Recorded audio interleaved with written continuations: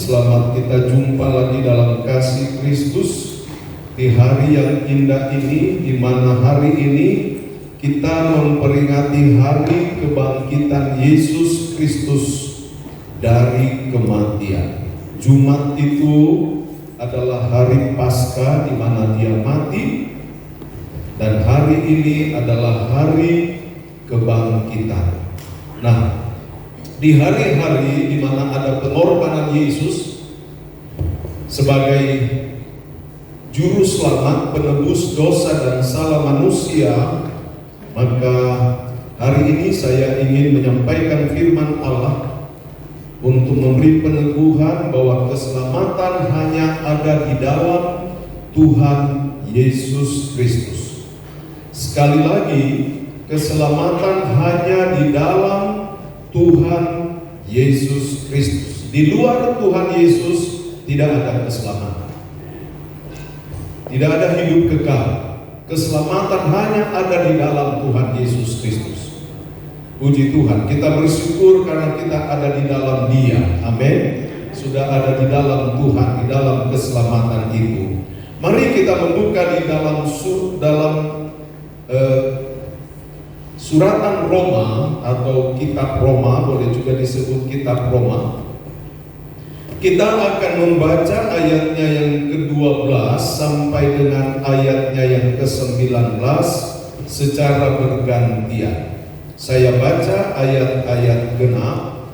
Bapak Ibu Saudara jemaat yang terkasih, tolong baca ayat-ayat ganjil, dan ayat 19 kita akan baca secara bersama-sama.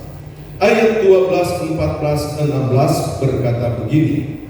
Sebab itu, sama seperti dosa telah masuk ke dalam dunia oleh satu orang, dan oleh dosa itu juga maut, demikianlah maut itu telah menjalar kepada semua orang, karena semua orang telah berbuat dosa. Saudara, tidak mas? Ya? Oh, pasal salah, saya mohon maaf. Pasal 5, tadi saya bilang pasal berapa ya?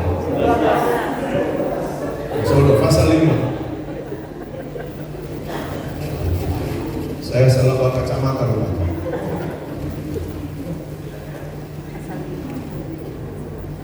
Rupanya ini kacamata lama, saudara-saudara. Ada yang baru, cuma saya belum suka pakai, nanti dikirain norak lagi, saudara-saudara. Mari kita baca dalam Roma pasalnya yang kelima. Roma pasal 5 ayat 12 sampai dengan ayat 19 secara bergantian. Saya baca ayat-ayat genap. Bapak Ibu jemaat yang terkasih, tolong baca ayat-ayat ganjil, dan ayat 19 kita baca bersama-sama. Ayat 12 berkata begini. Sebab itu, sama seperti dosa telah masuk ke dalam dunia oleh satu orang, dan oleh dosa itu juga maut, demikianlah maut itu telah menjalar kepada semua orang, karena semua orang telah berbuat dosa.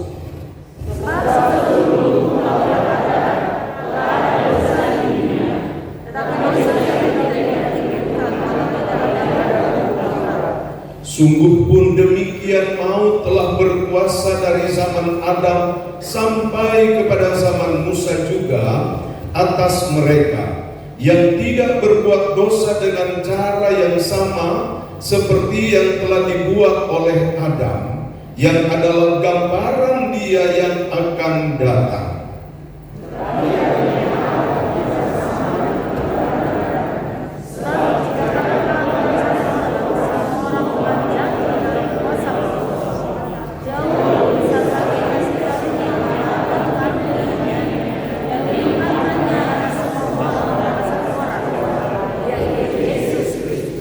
Dan kasih karunia tidak berimbangan dengan dosa satu orang, sebab penghakiman atas satu pelanggaran itu telah mengakibatkan penghukuman, tetapi penganugerahan karunia atas banyak pelanggaran itu mengakibatkan pembenaran.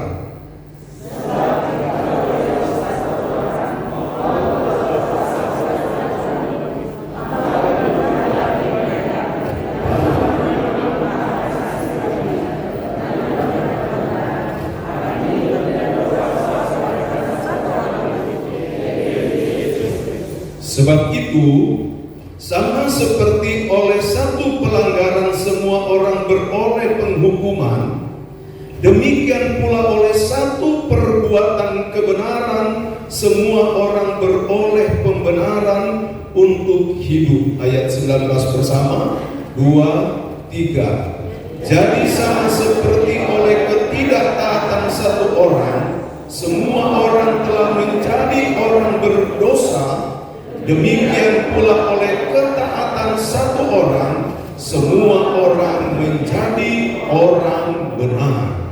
Bisa bilang haleluya.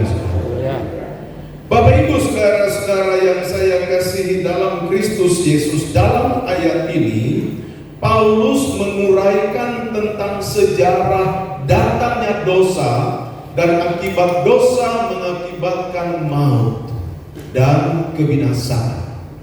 Tetapi kemudian Paulus mengisahkan lagi, saudara, karena satu orang itu, yaitu Adam, yang telah tidak taat, telah berdosa, dan oleh sebab karena ketidaktaatannya sehingga Adam jatuh dalam dosa, dan dosa ini telah merasuk kepada seluruh umat manusia yang kemudian mendatangkan maut.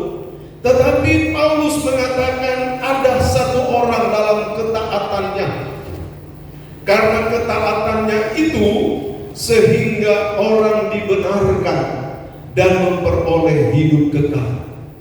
Lalu kita akan bertanya, kalau satu orang yang mendatangkan dosa itu Adam, satu orang yang mendatangkan kebenaran dan hidup kekal itu siapa? Itu adalah Tuhan Yesus Kristus. Bisa bilang haleluya saudara-saudara. Itu adalah Tuhan Yesus Kristus. Baik, mari kita melihat saudara ayat lepas ayat firman Allah ini saudara-saudara. Pertama kita lihat dalam ayatnya yang ke-12. Firman Allah berkata, sebab itu sama seperti dosa telah masuk ke dalam dunia oleh satu orang, yaitu Adam. Kita tahu dalam Kejadian pasal 3, Adam telah jatuh di dalam dosa. Lebih baik kita baca dulu ayat itu saudara-saudara.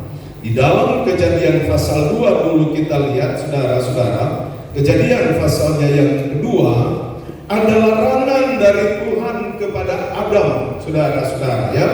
Di dalam ayatnya yang ke-15 sampai dengan ayatnya yang ke-17, saudara perhatikan, saya baca firman Allah bilang begini. Tuhan Allah mengambil manusia itu dan menempatkannya dalam Taman Eden untuk mengusahakan dan memelihara taman itu.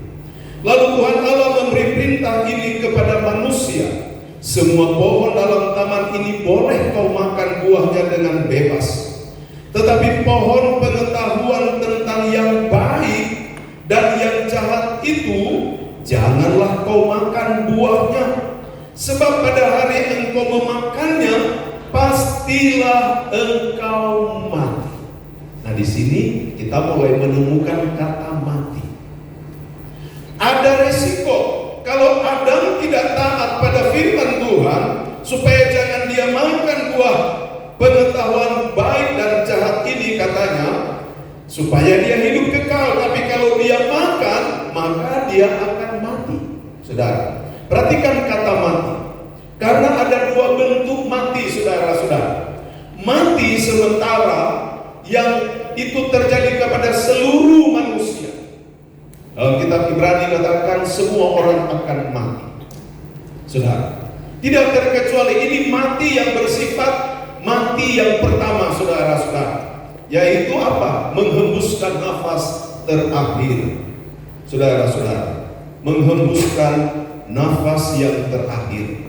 Saudara, itu adalah mati. Mengapa orang mengalami kematian? Karena Adam telah melanggar firman Tuhan. Kalau Adam tidak melanggar firman Tuhan, maka manusia itu akan hidup terus-menerus di dalam kekekalan, dan tidak ada jangka waktu yang membatasi umur manusia, saudara-saudara. Tidak ada ayat yang mengatakan umur manusia 70 tahun. Kalau dia kuat 80 tahun, selebihnya bonus buat dia. Kalau saja Adam tidak melanggar firman Tuhan. Tetapi karena Adam melanggar firman Tuhan, Tuhan bilang jangan makan buah pohon pengetahuan baik dan jahat. Tetapi pasalnya yang ketiga di sana dikatakan akhirnya Adam makan. Oleh sebab itu, maka genaplah firman Tuhan. Tuhan bilang pastilah engkau mati. Itu sebabnya kita lihat generasi ke generasi dari Adam, Nuh, kemudian siapa? Henok, datang kepada Metusalah, Abraham. Itu generasi berganti generasi ada kematian. Nah, mati yang dimaksudkan itu adalah mati itu, saudara-saudara. Tetapi ada mati yang bersifat kekal, saudara-saudara. Mati yang bersifat kekal kita semua tahu adalah di mana orang itu dilemparkan di dalam neraka. Secara manusia dia hidup, saudara-saudara, tetapi saudara-saudara dia ada di dalam hukuman neraka. Dan itu terjadi, saudara-saudara. Tetapi baik mati sekarang ini, sebentar kita akan lihat, mati yang bersifat mati umum maupun mati secara kekal, kita memperoleh kelepasan, kita memperoleh pembebasan, kita memperoleh keluputan dari semua itu. Mengapa? Ada Yesus. Ada Yesus bagi kita. Dan disinilah yang Rasul Paulus katakan, kita kembali lagi di dalam kitab Roma pasalnya yang ke-5 tadi, saudara-saudara. Pasal 5 kan? Atau pasal berapa? Mesti konfirmasi dulu, saudara-saudara. Ya, Roma pasal 5 ayat 12. Sebab itu sama seperti dosa telah masuk ke dalam dunia oleh satu orang, oleh Adam, dan oleh dosa itu juga maut. Akibat dosa adalah maut. Itu sebabnya Roma pasal 6 ayat 23 di sana dikatakan upah dosa ialah maut. Amin, saudara-saudara. Jadi dosa itu mendatangkan maut. Nah, yang dimaksudkan dalam bagian A ini, maut itu adalah kematian, saudara-saudara. Lalu demikianlah maut itu telah menjalar kepada semua orang. Tidak ada yang terkecuali. Amin, saudara-saudara. Maut itu telah menjalar kepada semua orang. Kita dulu di sekolah kan saudara pernah belajar tentang syair. Siapa syair yang penyair siapa itu yang dia mengatakan, aku mau hidup 1000 tahun lagi. Ya, siapa? Nah, seperti yang saudara bilang betul. Sekarang boro-boro mau 1000 tahun, saudara. Saya pernah diundang dan saya mengajak beberapa hamba Tuhan ke Jakarta untuk memenuhi undangan satu keluarga untuk mendoakan mama mereka. Karena mama mereka itu sudah 105 tahun. Wow, 105 tahun. Kalau baru umur 70 tahun belum apa-apa, jangan mikir-mikir mati dulu. Masih ada 30 tahun lebih lagi kan, saudara-saudara. Bisa bilang haleluya, saudara-saudara. Nah, mama mereka ini setiap saat, saudara-saudara, minta, karena dia anak Tuhan, dia bilang, Tuhan panggil pulanglah saya. Dalam bahasa Yunani dari Medan sana, Tuhan panggil pulanglah saya, katanya. Tiap 5 menit dia ngomong itu, Tuhan panggil pulanglah saya. Nah, keluarga ini, saudara, karena saking prihatin, panggillah saya. Pak Pendeta, bagaimana berdoa? Saya bingung, saudara-saudara. Mau berdoa supaya Tuhan matikan orang ini. Rasanya belum pernah saya berdoa begitu, saudara-saudara. Belum pernah saya berdoa, Tuhan matikan orang. Waduh, saudara-saudara. Kecuali serahkan. Karena firman Tuhan bilang, apa yang kita ikat di bumi terikat di sorga. Bisa bilang haleluya, saudara-saudara. Nah, saudara-saudara, Saya bilang kita berdoa, kita berserah pada Tuhan saja, karena umur itu ada di tangan Tuhan. Ya, saya berdoa, tapi sampai sekarang opung itu masih ada juga, saudara. Dan kalau dia masih hidup, saya percaya bahwa ada maksud Tuhan buat anak dan cucu-cucunya, saudara. Betul atau tidak, saudara? Jalanin aja hidup ini asal kita dalam Tuhan. Dan kalau kita terus ditambahkan umur oleh Tuhan, tentu ada maksud Tuhan. Paling tidak bisa memberkati anak cucu, menasihati mereka, mendoakan mereka. Saudara, ya baik, kita terus saja saudara-saudara, supaya kita boleh habis ayat-ayat yang kita baca tadi. Jadi saudara, kita lihat Paulus katakan, saudara-saudara, dalam ayat ini, oleh dosa itu maka datang maut. Demikianlah maut itu telah menjalar kepada semua orang, karena semua orang telah berbuat dosa. Saudara, ada dua dosa, saudara-saudara, yang dimaksudkan di sini. Paulus katakan, pertama, sebab satu orang, sama seperti dosa telah masuk ke dalam dunia oleh satu orang, yaitu dosa dari Adam. Artinya, saudara-saudara, ini yang disebut dosa warisan, dosa keturunan. Semua kita mewarisi dosa itu, yang akibatnya karena dosa warisan ini adalah mati, saudara-saudara. Kematian. Ada yang dibilang inna ilahi wa inna ilahi rojiun. Begitu, saudara. Death, saudara-saudara, ya. Itu. Tetapi saudara-saudara, kemudian Paulus katakan, demikianlah maut itu telah menjalar kepada semua orang, karena semua orang telah berbuat dosa. Nah, kita perlu melihat ini dulu, saudara-saudara. Mari kita membaca dalam kitab Kejadian pasalnya yang ketiga. Kejadian pasalnya yang ketiga, saudara-saudara. Di sana sejarah tentang dosa pertama. Kita melihat, saudara, dalam ayatnya yang ke-8 mulai, atau ayatnya yang ke-6 mulai, saudara-saudara. Saya baca, saudara perhatikan. Perempuan itu melihat bahwa buah pohon itu baik untuk dimakan dan sedap kelihatannya. Lagi pula pohon itu menarik hati karena memberi pengertian. Lalu ia mengambil dari buahnya dan dimakannya, dan diberikannya juga kepada suaminya yang bersama-sama dengan dia, dan suaminya pun memakannya. Maka terbukalah mata mereka berdua, dan mereka tahu bahwa mereka telanjang. Lalu mereka menyemak daun pohon ara dan membuat cawat. Ketika mereka mendengar bunyi langkah Tuhan Allah yang berjalan-jalan dalam taman itu pada waktu hari sejuk, bersembunyilah manusia dan istrinya itu terhadap Tuhan Allah di antara pohon-pohonan dalam taman. Saudara lihat apa yang dialami atau yang terjadi kepada Adam dan Hawa ketika mereka jatuh di dalam dosa. Pertama, mereka menyadari mereka telanjang. Betul atau tidak, saudara? Mereka memetik daun pohon ara menutup ketelanjangan itu. Yang kedua, mereka menjadi takut. Itulah sejarah pertama di mana manusia menjadi takut terhadap Tuhan.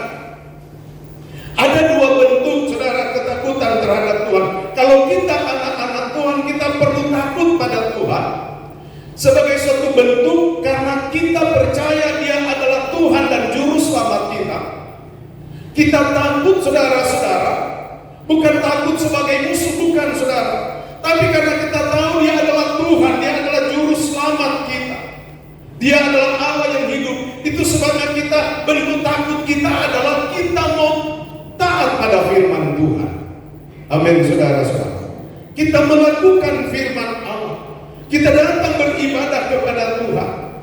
Ya, Dia Tuhan, saya mau datang beribadah kepada Dia. Berbeda dengan takut orang di luar Tuhan, saudara-saudara. Dia takut karena Allah itu dia merasa Allah yang maha murka kepadanya. Beda rasa takut. Kalau kita rasa takut didorong karena kekudusan pada Tuhan. Haleluya. Nah, jadi ketika mereka menyadari mereka telanjang dan mereka mulai takut, maka yang terjadi adalah kerusakan moral. Ini pertama. Dan kerusakan moral ini, saudara-saudara, terus diwariskan kepada semua anak cucu Adam, yaitu termasuk saudara-saudara dan saya. Gambar Allah, Alkitab katakan dalam Kejadian pasal 1, Allah menjadikan manusia itu menurut gambar Allah. Betul atau tidak? Di sanalah rusak gambar Allah, saudara-saudara. Nilai-nilai ilahi, sebenarnya saudara, kepada manusia itu ada nilai-nilai ilahi, saudara-saudara. Keilahian Allah itu ada kepada manusia walaupun dia diciptakan dari debu tanah, karena Allah membentuk dia menurut gambarnya. Tapi dosa itu telah merusak gambar Allah itu. Dosa itu telah merusak moral manusia itu, dan kerusakan moral ini terus menerus. Dan kerusakan moral ini memberi dorongan sehingga manusia itu senang berbuat dosa. Dan perbuatan dosa itu, perbuatan dosa masing-masing itu yang akan mendatangkan kematian kekal. Sekali lagi, kalau kematian secara yang alami yang kita lihat ada orang meninggal, itu adalah kematian karena dosa Adam, dosa keturunan. Tapi kematian kekal itu selain warisan daripada dosa Adam, tetapi karena perbuatan pribadi orang itu. Itu sebabnya, saudara-saudara, ada dua alamat manusia: sorga atau neraka. Ada lagu lama yang suka dinyanyikan, jika engkau mati, jiwamu kemana? Pergi ke surga atau ke neraka? Bagaimana lagu itu? Saya waktu sekolah minggu, saudara. Siapa dulu pernah sekolah minggu, saudara? Surga tempat senang, neraka sengsara. Pilih sekarang, hai saudara. Apa ya, saudara, ketinggalan cara. Lagu begitu aja saudara nggak tahu.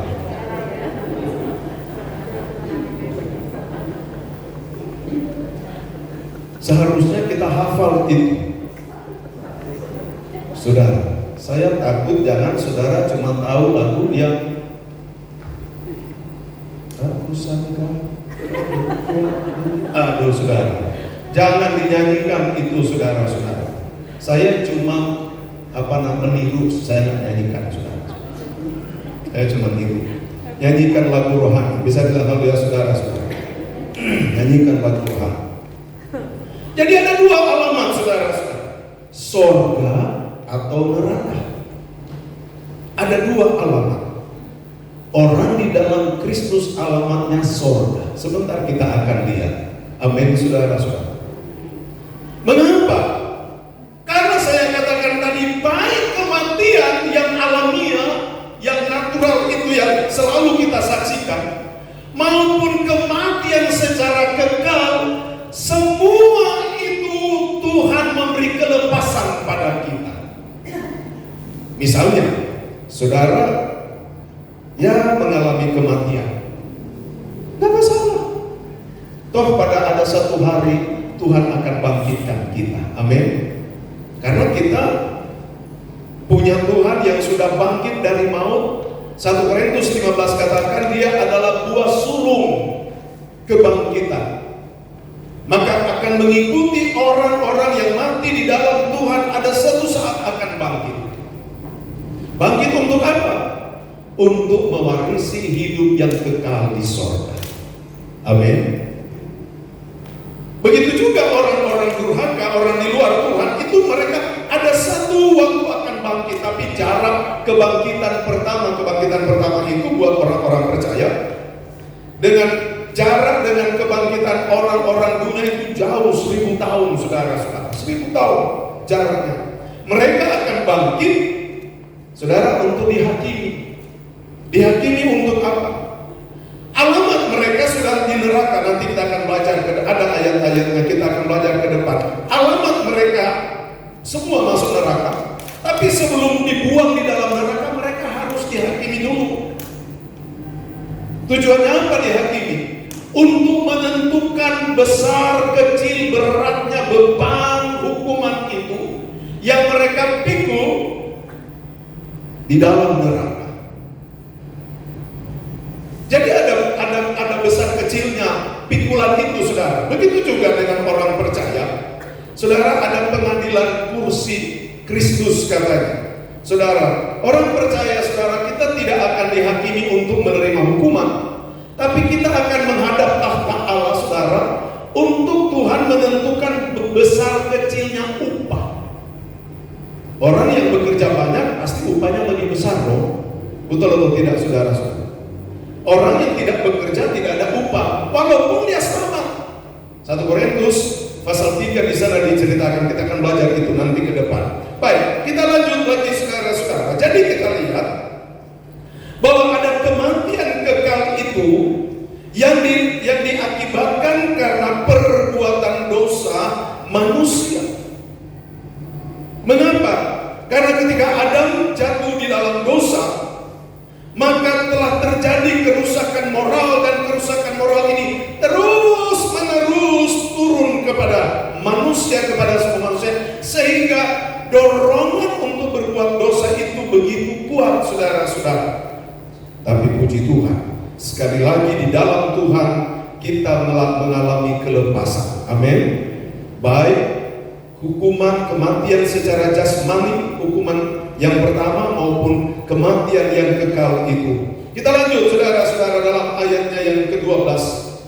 Di sini dikatakan karena semua orang telah berbuat dosa. Sebab sebelum hukum Taurat telah ada dosa di dunia. Tetapi dosa itu tidak diperhitungkan kalau tidak ada hukum Taurat. Saudara, Paulus bicara tentang zaman dalam ayat ini. Dari zaman Adam sampai kepada Taurat Musa itu disebut zaman umum. Nah, orang yang mati pada zaman itu dia akan diadili menurut zaman itu. Lalu zaman Taurat, dari Taurat Musa sampai Yesus datang, bangsa Israel dalam 1500 tahun Taurat itu, nanti mereka akan diadili menurut hukum yang terjadi pada waktu itu. Nah, bagi kita setelah Yesus mati di salib, zaman anugerah, kita akan diadili. Zaman anugerah ini Tuhan akan mengadili manusia menurut dengan zaman anugerah itu. Itu baru dikatakan Tuhan itu adil. Amin, saudara-saudara. Tuhan itu adil. Nah, dalam ayat selanjutnya Paulus katakan, saudara-saudara, ayatnya yang ke-15, tetapi karunia Allah tidaklah sama dengan pelanggaran Adam. Sebab jika karena pelanggaran satu orang semua orang telah jatuh di dalam kuasa maut, jauh lebih besar lagi kasih karunia Allah dan karunia-Nya yang dilimpahkannya atas semua orang karena satu orang, yaitu siapa? Siapa, saudara-saudara? Yesus Kristus. Haleluya. Kalau kita mau menemukan karunia Allah, karunia keselamatan, karunia pengampunan, hanya ada di dalam Yesus Kristus. Kita bersyukur kita sudah di dalam Tuhan. Amin. Kita harus setia, terus berteguh. Banyak di luar sana orang mencari-cari jalan keselamatan. Banyak, saudara-saudara. Saya melihat di YouTube, selalu saya begitu tertarik melihat YouTube. Wah, Tuhan begitu bekerja. Saudara, luar biasa, saudara, Tuhan bekerja.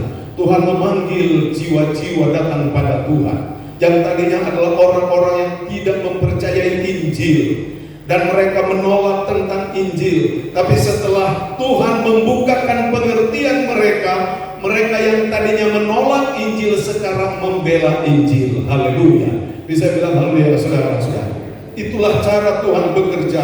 Oleh sebab itu, saudara kita yang sudah ada di dalam keselamatan itu, jangan pernah menyia-nyiakan keselamatan yang kita peroleh di dalam Yesus Kristus. Jadi kalau ayat-ayat pertama, Paulus menekankan bahwa pelanggaran satu orang, yaitu Adam, yang telah mendatangkan dosa, telah merasuk kepada semua manusia dan mendatangkan maut. Tetapi firman Allah katakan dalam ayatnya yang ke-15, jauh lebih besar lagi kasih karunia Allah dan karunia-Nya yang dilimpahkannya atas semua orang, karena satu orang, yaitu Yesus Kristus, atas semua orang. Kalau Adam, pelanggarannya telah membuat semua orang berdosa, kehadiran Yesus bukan hanya memungkinkan, cukup untuk menebus semua orang. Itu sebabnya dalam Injil Yohanes, ketika Yohanes melihat Yesus datang berjalan di depannya, dia berkata, lihatlah anak domba Allah yang mengangkut dosa isi dunia. Amin. Dosa isi dunia, semua orang.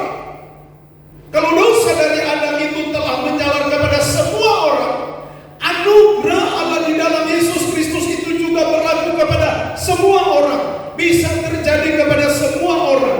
Persoalannya, orang itu mau atau tidak, mau diselamatkan atau tidak, kan keputusan dari pribadi kita. Keselamatan Tuhan sudah siapkan, kita tinggal memilih, saudara-saudara. Tapi puji Tuhan, kita pilih, kita orang-orang diselamatkan. Amin. Ayat ke-16, dan kasih karunia tidak berimbang dengan dosa satu orang, sebab penghakiman atas satu pelanggaran itu telah mengakibatkan penghukuman, tetapi penganugerahan karunia atas banyak pelanggaran itu mengakibatkan pembenaran. Haleluya. Luar biasa, saudara-saudara sekalian. Dalam ayat ini sekali lagi saya baca, dan kasih karunia tidak berimbangan dengan dosa satu orang. Saudara, kalau kita diselamatkan hanya oleh kasih karunia Tuhan. Di dalam kitab Roma, saudara-saudara, kalau kita lihat ayat-ayat pasal-pasal sebelumnya, saudara-saudara, di sana Paulus mengatakan tidak mungkin, tidak gampang orang mati buat orang lain. Tetapi Yesus mati ketika kita masih berbuat, ketika kita masih di dalam dosa. Ada orang mau mati karena orang dia membela mungkin orang itu baik. Tapi Yesus mati bagi kita. Kita bukan orang baik. Kita ini sudah mewarisi kerusakan moral dan maut dari zaman Adam, saudara-saudara. Tetapi di sana Yesus mau mati, itu sebabnya Paulus katakan, dan kasih karunia tidak berimbangan dengan dosa satu orang. Saudara, sebenarnya kita ini akan binasa, saudara. Saudara sudah dengar khotbah David, sudah khotbahkan Yesus mati, saudara-saudara. Dia harus disalib, digantung, kakinya tidak menyentuh bumi, kepalanya tidak menyentuh langit. Artinya langit dan bumi tidak layak supaya buat dia juga, saudara-saudara. Seolah-olah langit dan bumi menolak dia, saudara-saudara. Itu sebabnya dia pernah berkata, serigala ada lubangnya, burung di udara ada sarangnya, tapi Yesus untuk membaringkan kepala pun tidak ada. Tapi dia mau lakukan itu dengan tujuan saudara-saudara dan saya harus diselamatkan, dengan tujuan supaya kita memperoleh hidup yang kekal. Dan orang yang disalibkan itu Alkitab katakan adalah orang terkutuk.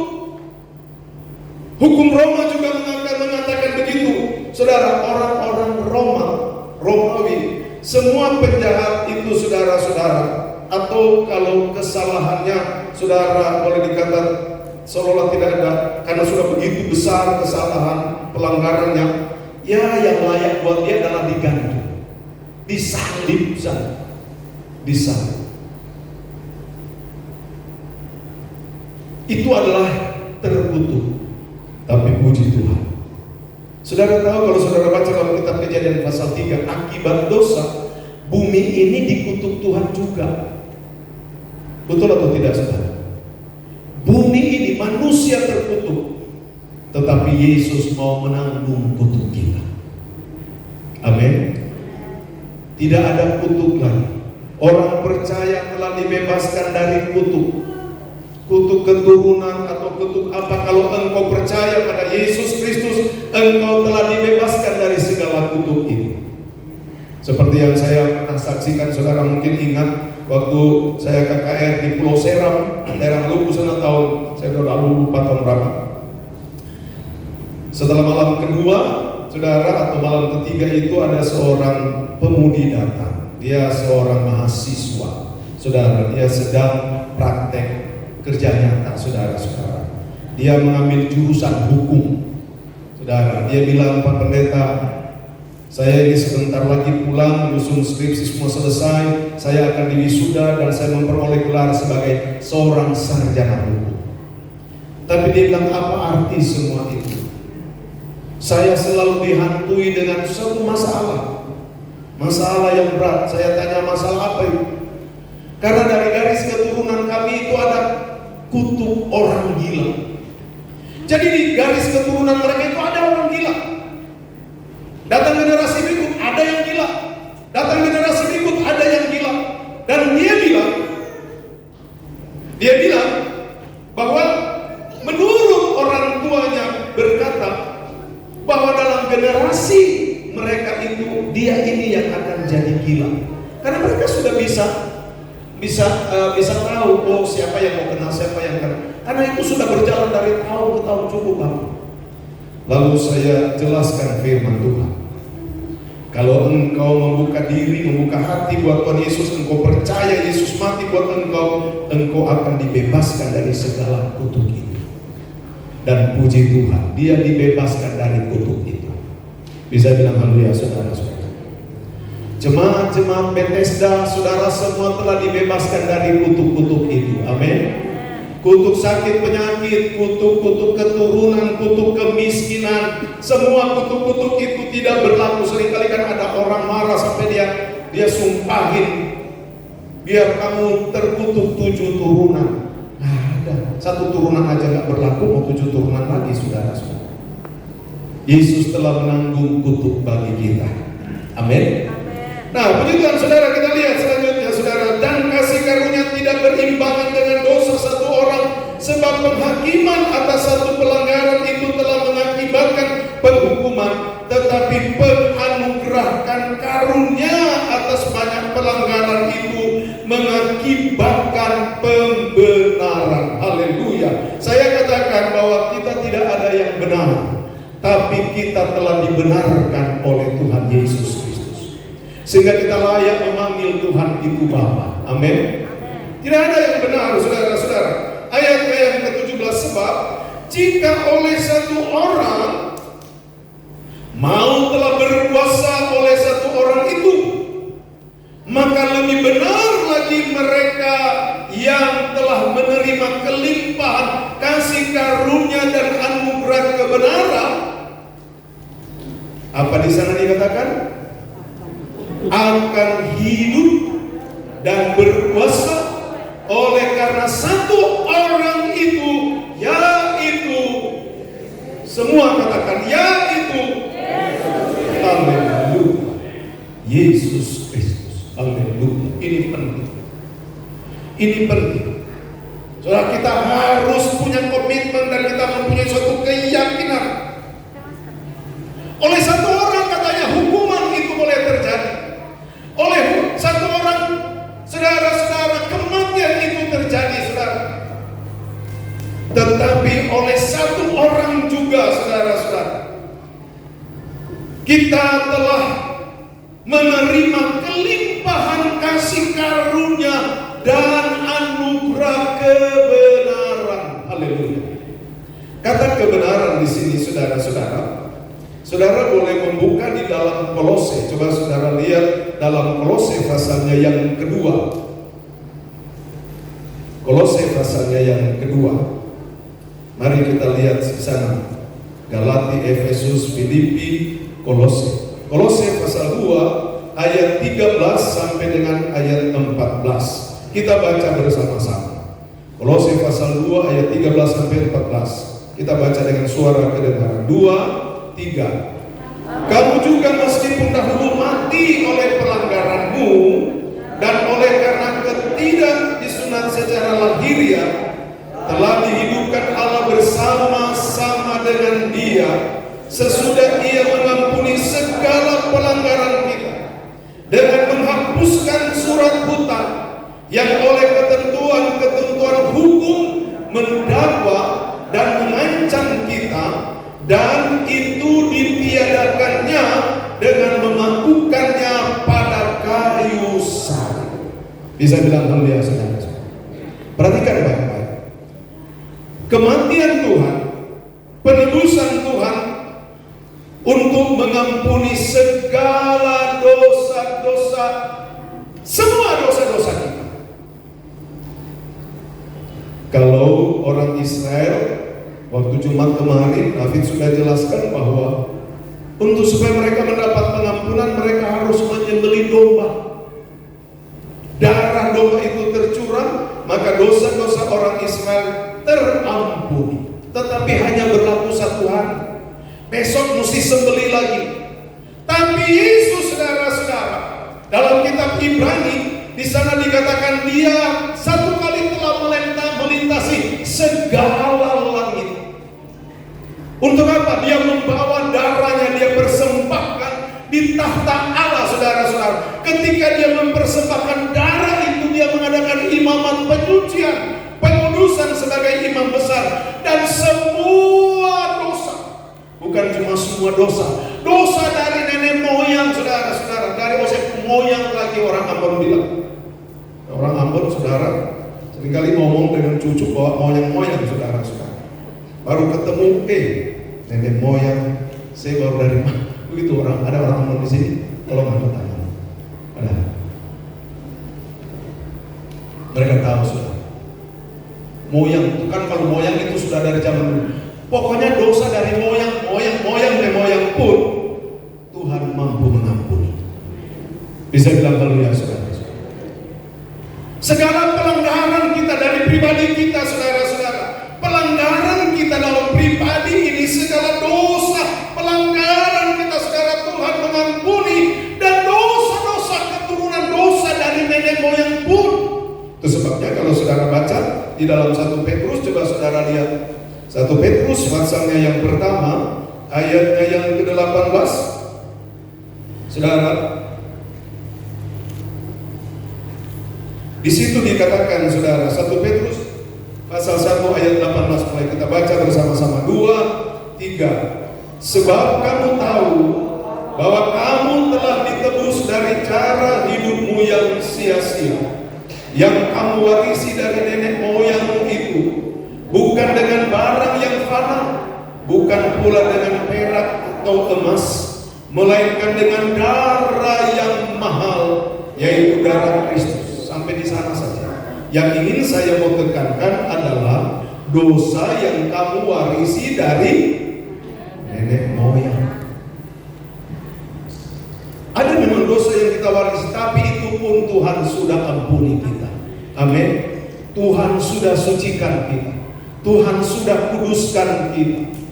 Dan seperti firman Allah katakan, Dia melempar sejauh timur ke barat, Dia membuang ke tubir-tubir laut. Haleluya. Dia lihat, saudara, begitu indah. Bisa bilang haleluya, saudara-saudara. Dia melihat begitu, saudara, begitu mulus. Itu yang membuatnya jatuh cinta kepada saudara. Karena saudara begitu indah, begitu mulus, saudara-saudara. Bukan karena kecantikan, bukan karena kegantengan, bukan. Tapi karena Tuhan sudah bersihkan dari segala dosa-dosa dan pelanggaran. Haleluya. Dan kita dijadikan baru, sehingga kita menjadi umat-umat yang diberkati Tuhan. Haleluya. Kalau ada di antara saudara yang hari kemarin Saudara mendengar ada bisikan, kamu dulu begini, kamu dulu begitu, kamu dulu berbuat dosa ini, kamu. Hari ini Tuhan memberi kelepasan kepada engkau.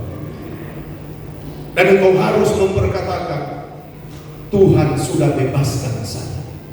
Amin. Kita kembali saudara dalam suratan Kolose tadi, saudara-saudara.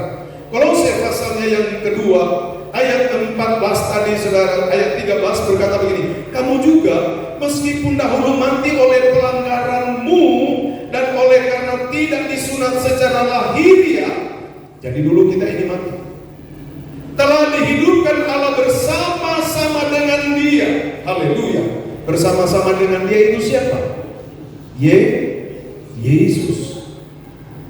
Dulu kita memang mati, di mata Tuhan kita mati. Walaupun kita hidup, itu sebabnya satu waktu saudara Yesus memanggil murid, mari ikut aku. Lalu ada orang bilang begini, Tuhan izinkan saya pergi menguburkan ayah saya yang sudah mati. Saudara ingat ayat itu kan? Lalu apa yang Yesus bilang? Biarkan orang mati menguburkan orang yang sudah mati. Bingung, orang mati menguburkan orang yang sudah mati. Artinya orang yang masih hidup tapi di mata Tuhan mati karena belum ditebus. Mereka yang hidup di dalam dosa mati di mata Tuhan. Biarlah mereka yang menguburkan papamu yang sudah mati. Itu maksudnya, saudara. Dulu juga kita begitu. Kita berjalan tetapi membawa bau kematian. Yang keluar dari hidup kita adalah bau kematian. Tapi oleh darah Yesus kita telah dibaharui. Kita dihidupkan bersama dengan Dia. Dia adalah Yesus. Haleluya. Kamu juga yang meskipun dahulu mati oleh pelanggaranmu dan oleh karena tidak disunat secara lahiriah, telah dihidupkan Allah bersama-sama dengan Dia. Haleluya. Sesudah Dia mengampuni segala pelanggaran kita, segala. Tuhan tolong dan jangan kita berbuat dosa lagi. Bisa bilang haleluya, saudara. Sekarang yang Tuhan minta adalah kita terus mengikuti Dia. Bagaimana? Terus kita berjalan menurut kehendak Allah. Jangan berbuat dosa lagi. Memang kita manusia masih lemah, tapi Tuhan menyediakan fasilitas buat kita. Apa itu? Roh Kudus, biar Roh Kudus menguatkan kita. Amin. Memang kita terbatas, tapi Tuhan memberi fasilitas pada kita untuk supaya kita dapat melihat jalan yang terang. Itu apa? Firman Tuhan. Firman Tuhan menerangi bagi kita. Puji Tuhan. Ayat 14. Dengan menghapus surat hutang. Nah ini yang saya katakan tadi, sesuai dengan kitab Roma, dituntut. Ada hukuman yang menuntut. Tapi di sini dikatakan dengan menghapus surat hutang yang oleh ketentuan-ketentuan hukum mendakwa dan mengancam kita. Dan itu ditiadakannya dengan memakukannya pada kayu salib. Jadi dosa itu menuntut, saudara. Dalam Roma pasal 5 tadi kita baca, orang-orang benar akan menghadap kursi pengadilan Kristus untuk menerima upah. Tetapi saudara, orang durhaka akan dihakimi untuk menerima besar kecil berat beban dosa itu, dan hukuman untuk dia dibuang di dalam neraka. Kita juga tadinya ada surat hutang yang menuntut kita. Tapi sekarang tidak ada tuntutan. Kita telah dibenarkan. Selain dibenarkan oleh darah Yesus, tapi ayat ini katakan, Dia telah menghapus surat hutang. Dia hapus. Lalu dikatakan, surat hutang yang oleh ketentuan-ketentuan hukum mendakwa dan mengancam kita. Dan itu ditiadakannya dengan memakukannya pada kayu salib. Begitu dia dipakukan di kayu salib, di situ juga surat hutang itu yang menuntut kita dirobek. Bisa bilang haleluya, saudara. Surat yang menuntut untuk supaya kita dihukum dirobek. Siapa yang merobek? Adalah Yesus dengan perbuatannya di kayu salib. Itu sebabnya, sebagai ayat terakhir, kita kembali dalam Roma pasalnya yang kelima. Haleluya. Kita perhatikan saudara-saudara, dalam ayatnya yang ke-17 tadi mulai saya baca, sebab jika oleh dosa satu orang maut telah berkuasa oleh satu orang itu, maka lebih benar lagi mereka yang telah menerima kelimpahan kasih karunia dan anugerah kebenaran akan hidup dan berkuasa oleh karena satu orang itu, yaitu Yesus Kristus. Sebab itu, sama seperti oleh satu pelanggaran semua orang beroleh penghukuman, demikian pula oleh satu perbuatan kebenaran semua orang beroleh pembenaran untuk hidup. Ayat 19 kita baca bersama. 2, 3. Jadi sama seperti oleh ketidaktaatan satu orang semua orang telah menjadi orang berdosa, demikian pula oleh ketaatan satu orang semua orang menjadi orang benar. Bisa bilang haleluya, saudara.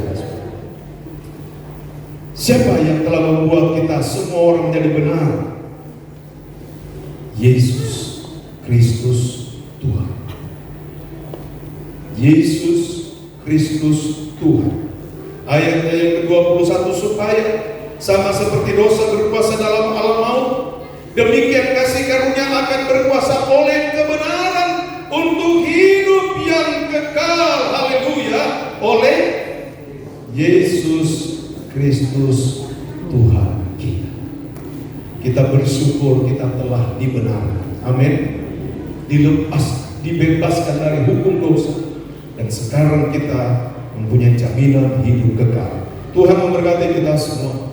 Kita nyanyi itu lagu yang berkata, ku pandang kemuliaan-Mu, Yesus.